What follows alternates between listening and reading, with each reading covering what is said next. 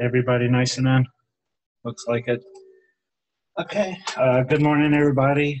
This is Kevin Riley, the applications engineer here at my house.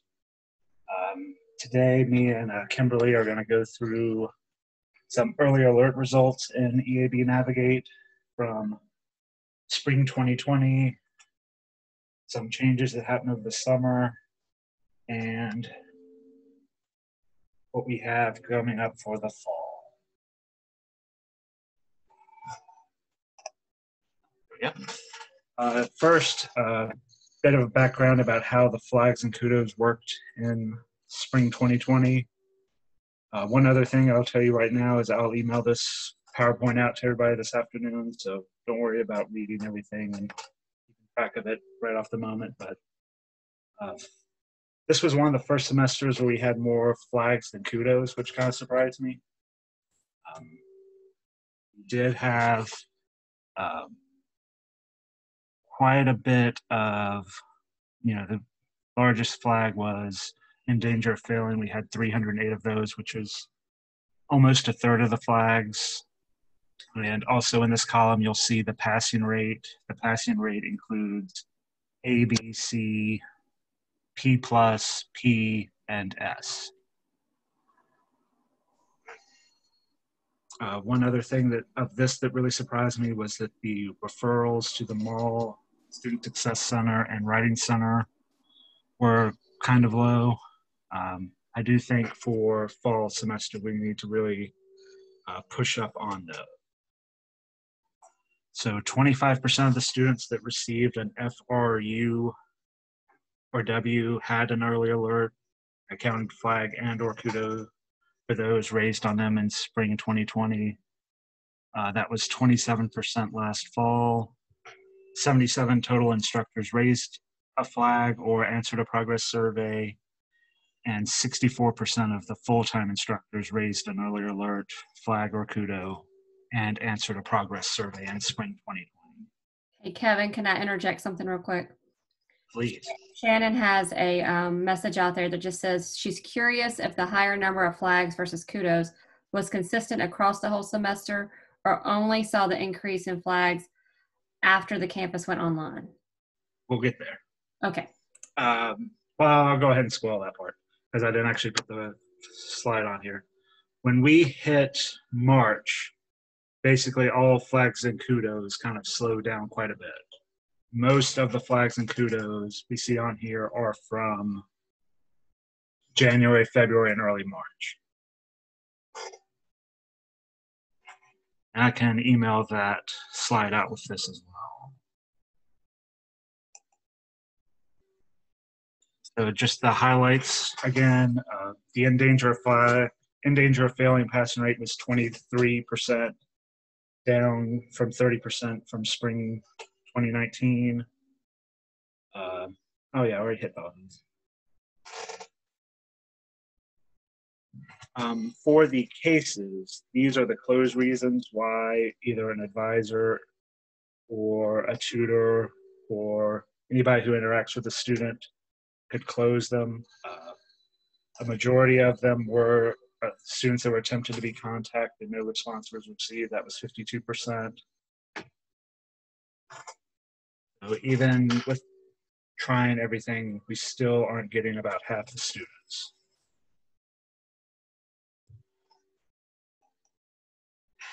Now, is that a just sign of a bad semester or a bad trend? Hopefully it's just a bad semester and everything will kind of right its way soon, but just want to make sure everybody knows what's happening at the moment. I did add a lot of new alerts or change them in summer 2020 based on faculty input. One of the big ones added was students struggling with a virtual environment, which is basically a Canvas flag. If students are having trouble logging into Canvas or having any problems using Canvas, this alert will go directly to Distance Ed, either Ed or Gale, and they can help the student with those Canvas problems. And they want to make sure that it's just for Canvas problems, not with device problems or internet problems or anything like that, that if it's device would go still to the IT help desk. And that is one that needs to be identified as early in the semester as possible. Some that were changed were not prepared for class, missing textbooks and materials. Low participation was added with low engagement to make one flag. The in danger of failing was changed to in danger of not passing to be a little bit more positive. A new finish strong kudo was added. Excessive absences or tardiness. One flag that we did add that I think has done really well is this have discussed issues with the student. So if an instructor has talked with a student, this is just basically a nice way to document that the instructor has done things and list those steps so the advisor or navigator or anyone else could see those steps if they need to help. The personal issues, change in behavior is a referral that will go to Filmica. We didn't have any of those in the summer that I saw. No response to outreach from instructor means you've tried to get in contact with the student, but nothing has happened yet, just another documentation. And then a brand new one is concern that student will not return for the next semester. I'm seeing the chat go up. Are there any questions?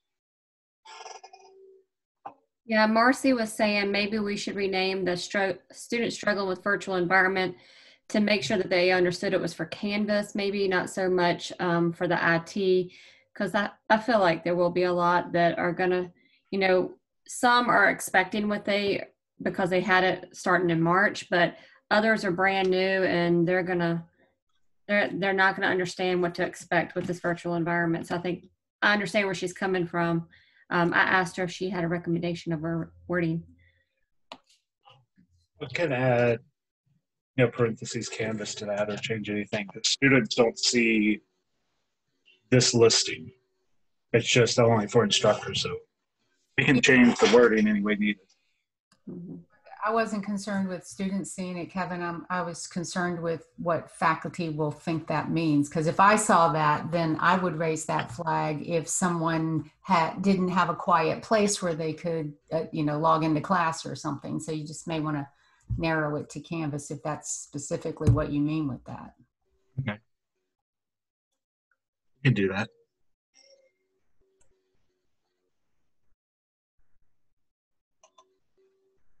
Ernie made a comment that Chromebooks don't work well with Canvas, so Chromebooks don't work well with anything, honestly, but that's what they give out at the high schools. But another thing is faculties can raise alerts in two different ways. They can either do them individually as needed, ad hoc, and this was something that was added by EAB back in March, where you can do mass alerts for flags or kudos, where you can flag or alert students up to 100 at a time with the same alert. And the only difference between that and individually raising an alert is you can't associate it with the class. If you're teaching multiple classes, it won't put that in for the student, but that's not really that big of a deal on the advisor side because they can make out what class it's actually for. But that's just a nice way to save time for instructors. Also, there are the two progress reports. One is the attendance campaign that's early in the semester before the drop date, where it asks if students attended or not. Flags can be raised there or on the progress report before the withdrawal date, usually 2 weeks before the semester ends. This fall, those progress reports will only be sent to gateway course subjects, which are listed on the slide. If there are other subjects that need to be added, we can, but these are the ones that have been identified beforehand.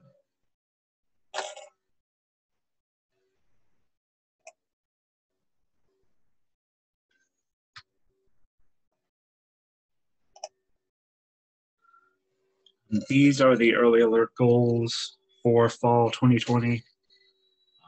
One is that 90% of full-time faculty will respond to a campaign to raise a flag in the fall. Cases will be closed by an appropriate staff member within an average time span of 14 days. For spring 18, it was actually down to 18 days, so that one looks pretty manageable now. One is all faculty will raise a flag on 50% of students who receive F, U, or W.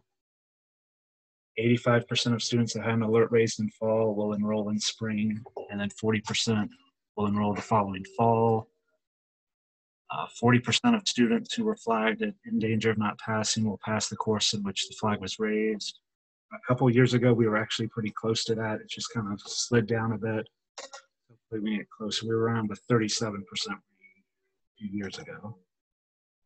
And then 100% of faculty complete the attendance survey. That's the one that's sent out before the withdraw date, or the census date.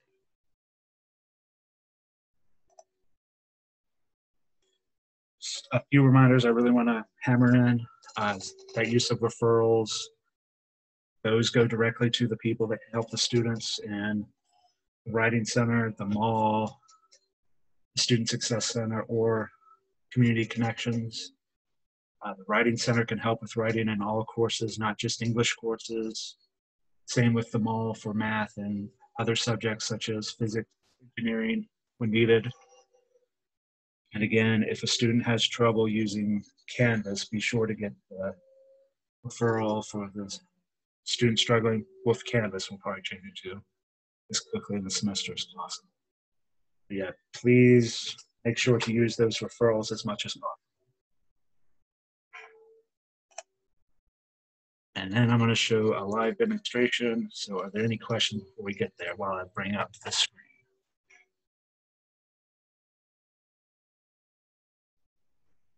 If you have any questions, you can unmute yourself and then ask right now if you have any. I will let you know that the students that are in College Success Skills class, the SDV 100 class, they are administered a CSI survey. And that survey this year has a lot of components in there that have been added to around the COVID-19 issues, things that may spark some interest from students to let us know if they need additional help, additional resources.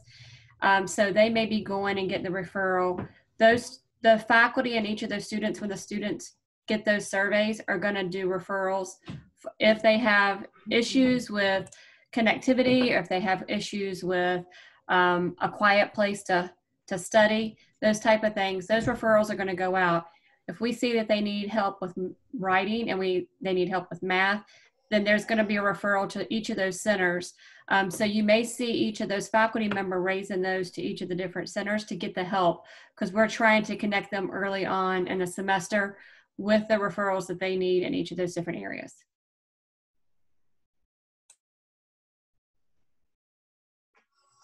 Thank you. Now, just want to show again briefly how to raise alerts in the professor home. When you log into Navigate, if you have multiple roles, like some professors also have that advisor role, which is listed as staff. Just come here, click that drop box to change it to professor. And of course I have it.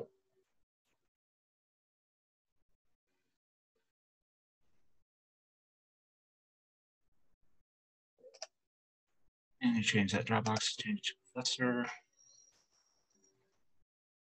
And under actions is the issue an alert box or link. You can search for the student here either by their MPL ID number or name.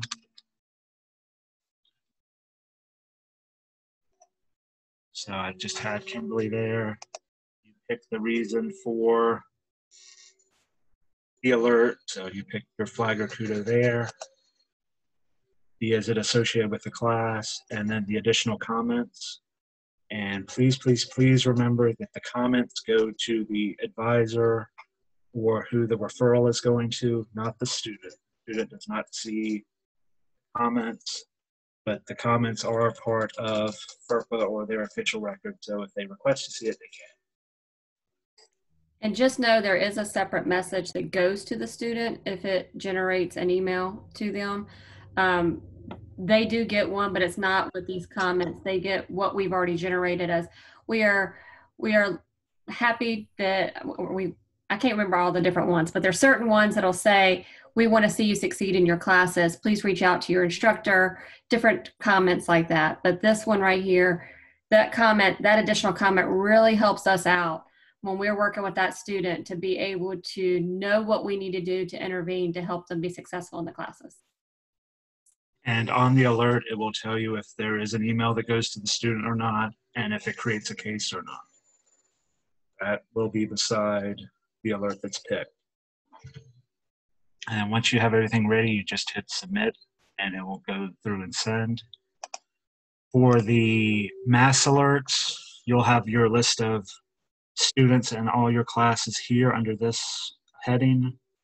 You would click the checkbox beside the student you're wanting to alert, up to 100, hit actions, and then issue alert. The same box will pop up. It's just that is this alert associated with the class box or question will not appear. Any questions on that?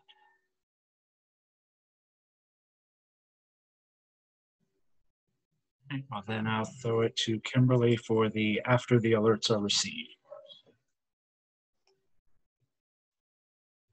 Thanks, Kevin.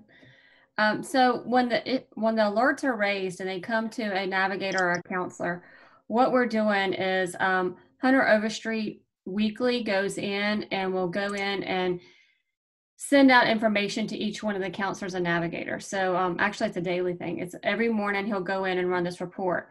The report will then be sent to them if they have their name associated with it. And so what they do is they go in and look up that student, see what's going on, and then reach out to them. They will send them an email, which goes to their personal email through Navigate as well. So it goes to them to tell them, hey, please reach out to me. I'd like to be able to help you with whatever the issue is that's going on. And then they wait to see if they respond. If they don't, then they'll also do a phone call to see if they can get in touch with that student. They give a couple days with the email, and then they'll go back and then do the phone message. After a week, they will go in and close the case, because after a week, they've tried to attempt. Sometimes it'll be up to 14 days. If they haven't, it'll close, and it'll just say made an attempt, but no response. That will be the closed case. So they try to, at least by 1 week to 2 weeks, close out the case to be able to let you know what has happened. That way you can go back in and be able to see, was there a intervention that took place, or did it get closed out that no student was being able to be contacted with?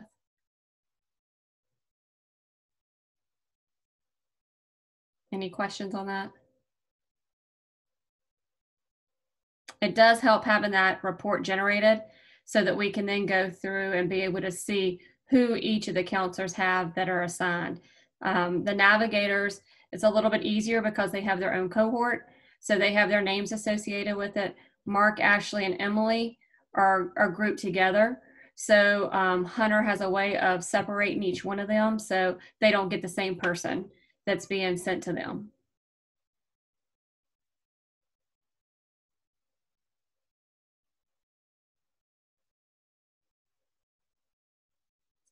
Any questions?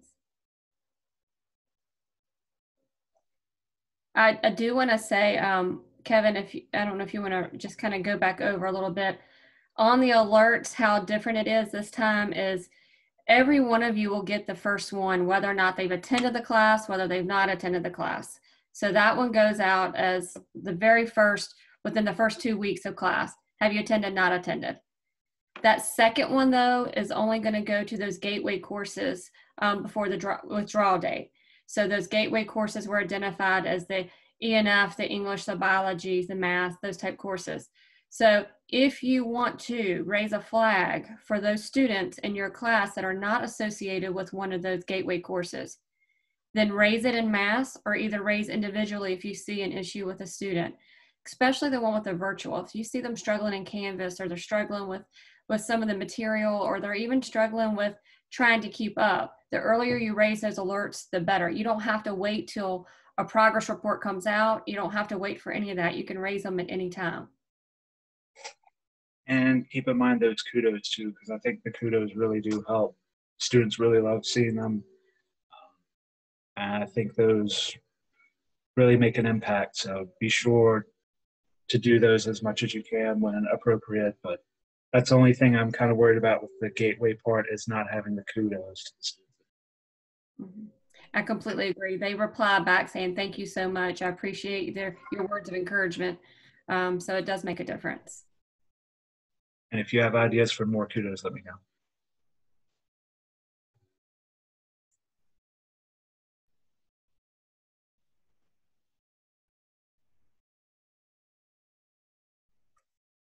Okay, Shannon, nobody else is asking a question, so you could ask.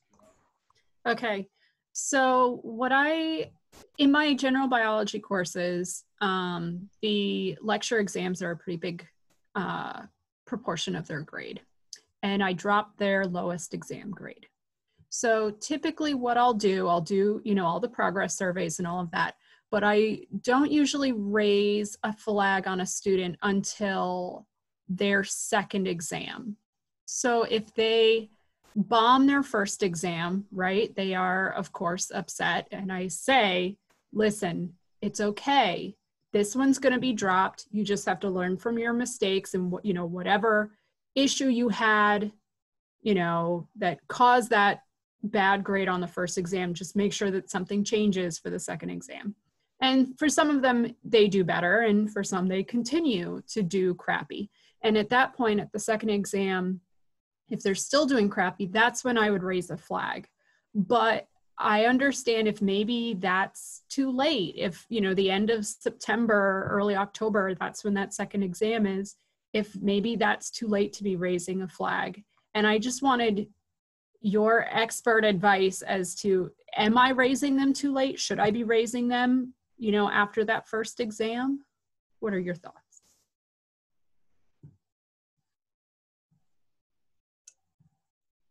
My thought is to raise it early on, if you see them struggling.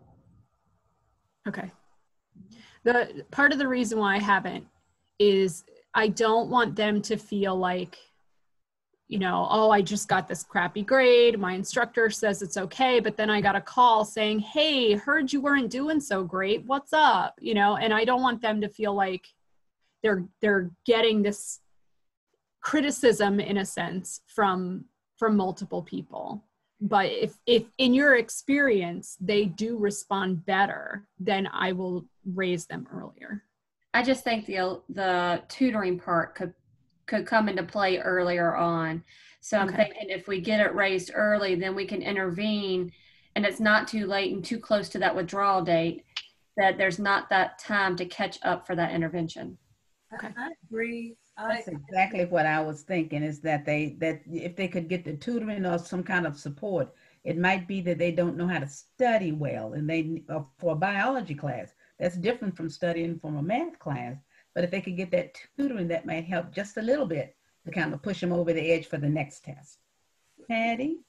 Yes, ma'am. We prefer as soon as a student is struggling, to refer to tutoring. And we have biology tutors, Shannon, that are ready and willing. I mean, we want faculty to say, first week of class, get a tutor, start right away. But after they've had that first test or assignment and they're not doing well, we prefer faculty to refer them to tutoring, whatever the subject may be, whether it's math or English writing or biology. And we have a few biology tutors that are ready to help. And then that way, I understand about the stigma by early alert. So however you do it, whether it's an early alert referral that will go to Joy, or if you just want to recommend to those students privately get a tutor. We also encourage faculty to give extra credit for tutoring. Just anything you can do to get them to see a tutor, we appreciate it. And we know that's going to help our students be successful, especially now that we're remote and we're doing one-on-one tutoring, that distractions, I think that's even more helpful.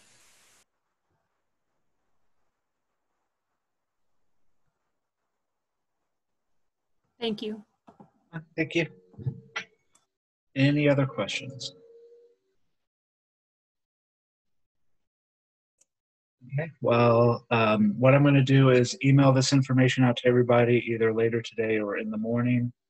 If there are any questions, please respond to that email with them. If I get a lot of them, I will then email those questions out so everybody And read Kevin, them. So you they'll be have information out there on Communicate too for information for students, faculty to be able to go through and look at as well, right? right. The how-to guides are on there on Communicate. Under Documents, EAB Navigate. There's some how-to guides if you can get into it today, because wasn't working for me at the moment, but hopefully it's just a day thing. But yeah, we'll try to get any frequently asked questions, answers out, and any other guides needed up today. Thank you. Yeah, I would, Kevin, Will Perez is working on whatever the issue is with the communique right now. Okay. Yeah. Thank you. All right. Thanks everybody for coming. And if you have questions at any time, just let us know. There you go. Kimberly and Kevin, thank you all. We appreciate it. Oh, you're welcome. Everybody. Thank you. See you all later. Bye.